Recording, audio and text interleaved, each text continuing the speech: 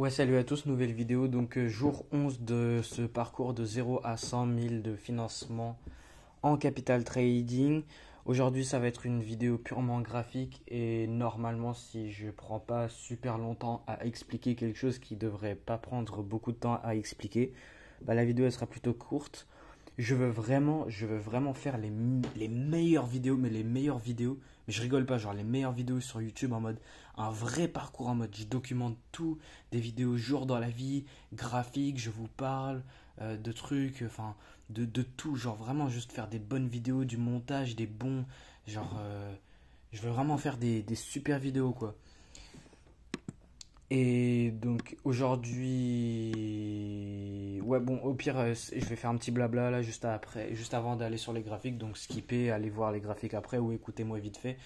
Donc là, en ce moment, je trouve parce qu'en fait, ce parcours, du coup, c'est pour documenter mon parcours de 0 à 100 000 de financement en capital trading et en même temps, de faire des bonnes vidéos sur ma chaîne et faire évoluer ma chaîne.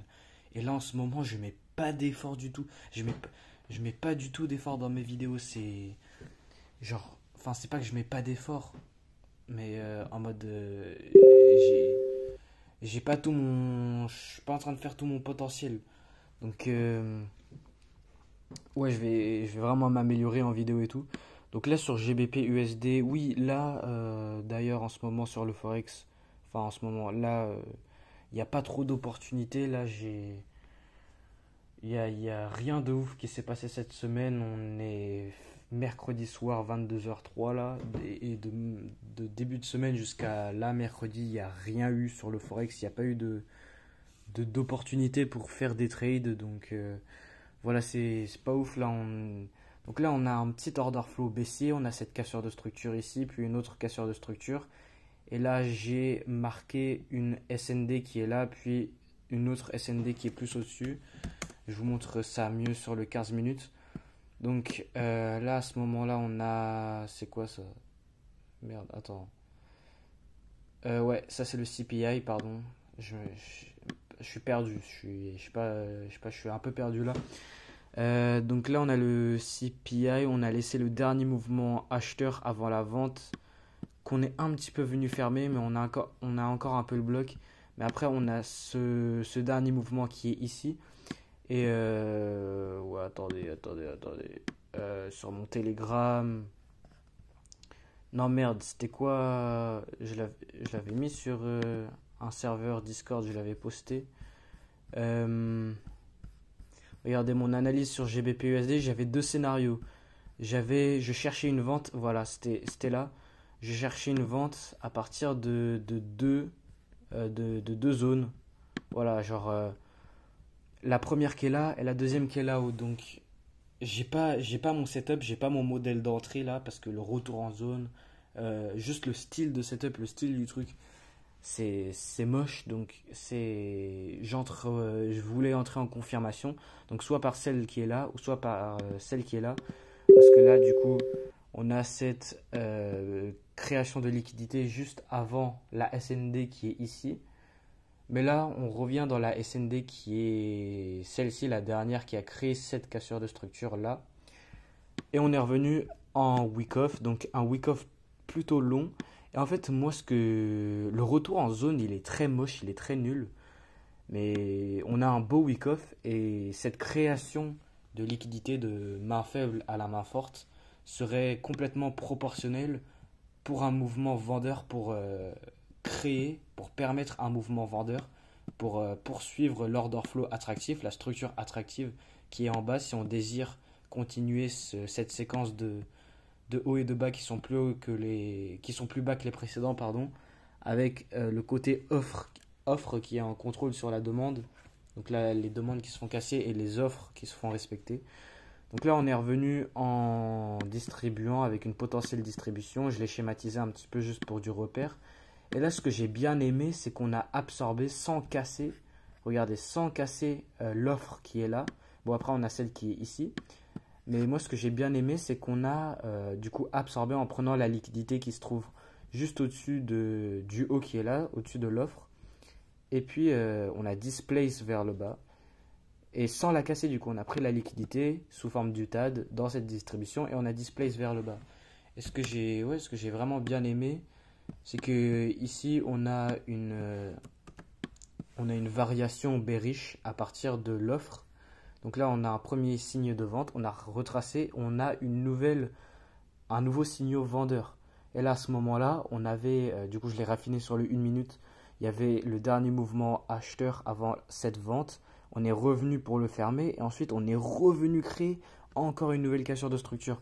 Donc là, je vois que genre le marché se met à baisser à partir de ce niveau d'offre, à partir de cette SND là et non pas L, du coup, parce que je m'y attendais soit à une mitigation de L ou L et puis une réaction à la baisse de L ou L. Donc fallait confirmer. Enfin, je vais pas prendre une vente directe, surtout que ce retour en zone, enfin juste la gueule du setup, moi j'aime pas du tout.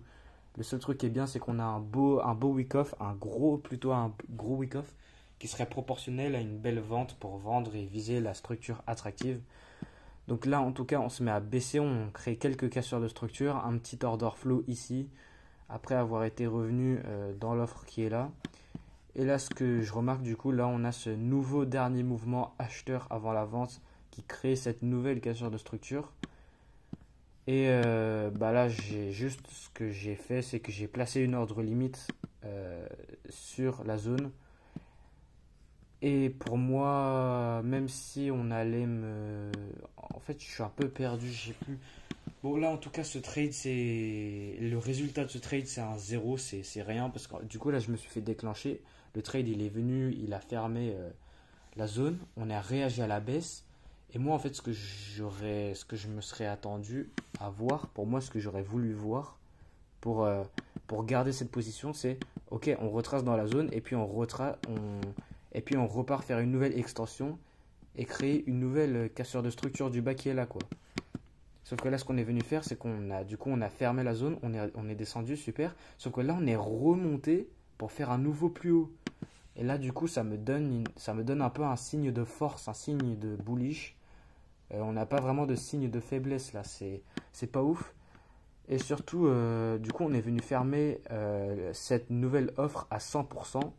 Mais ce que j'ai bien aimé, c'est qu'on est venu prendre la liquidité juste au-dessus du haut, ce qui aurait permis, du coup, et c'est ce qui s'est passé, une vente juste après.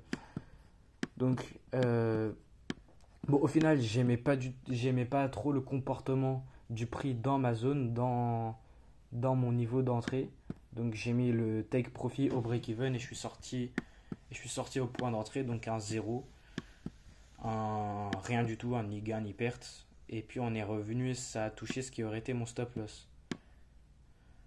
Et le prix il bouge vraiment pas. Regardez-moi cette rangée. Là on n'a pas de tendance. Là on n'a pas de tendance là. Oui ok, là on a une impulsion baissière qui a créé une cassure de structure. La dernière SND qui crée la cassure de structure. Création de liquidité à prendre sous forme de potentielle distribution et du coup la liquidité à viser qui est du coup tous ces bas et la cible attractive qui est en bas là. Mais ouais, sinon le retour en zone, juste la qualité du setup il est à chier, donc c'est pour ça que je voulais vraiment confirmer ça. Sur mon Telegram, par contre, là en ce moment sur mon Telegram, je poste pas super beaucoup de graphiques, mais c'est en fait, j'ai pas trop d'opportunités sur FX là. Sur le FX, j'ai pas. Voilà, j'avais posté ça sur mon Telegram. On a la zone qui est là. Et à ce moment-là, j'avais même pas dessiné la zone qui est là-dedans. Mais ouais, bon. Ouais, bon, là, cette semaine sur le Forex, rien de fou. Mais c'est bon, il y a juste à être patient. Mes setups, ils vont apparaître. Et là, donc, je suis en positif sur mon compte propre firme. Puisque du coup, je suis financé maintenant le plus petit financement possible. Du coup, 5000. J'ai placé quelques trades. Et puis voilà, je suis en léger positif. Mais c'est que là, ce mois de mai, j'ai pas beaucoup d'opportunités, j'ai pas beaucoup de setups qui sont apparus. Donc j'espère bien que le marché va me donner ce que je veux. Et d'après tout, le marché fait ce qu'il veut. Donc voilà. Je dois compter sur le marché pour qu'il me donne mes setups. Mais ouais. Bon, bon, au final, la vidéo elle est plutôt longue, hein. C'était juste, je voulais vous montrer ce trade que j'ai pris, mais qu'en même temps, j'ai pas pris parce que, enfin voilà, je l'ai fermé au point d'entrée. Le trade il était ouvert, mais puis voilà.